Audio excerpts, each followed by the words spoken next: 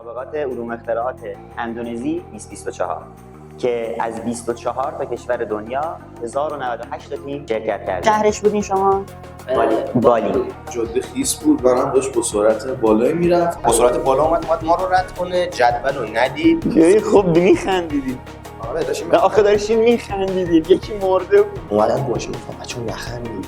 کلمون شب و بیدار موندیم و حسابی تمرین کردیم و بچه‌ها یه سری حالا متناشون آماده کردن. دلتنگیه داشت اذیتم می‌کرد. واقعا من دلم تنگ شده مثلا به نیما به ایلیا. و همینطور حالا رستوران‌های ترکی رفتیم برای فست فود بچه‌ها توی این مسابقات تونستن 5 تا مدال طلا و 2 تا جایزه ویژه به دست بیارن. واقعا استادان خبره‌ای هستن و مجموعه بسیار قوی هستش. بسیار میتونه رزومه خیلی قوی هم بسازه. دوستای مثلا توی زمینه علمی اینا پیشرفت کنید، حتی به مرکز مراجعه کنید، حرف ندارن. خیلی خوبی. خداحافظ.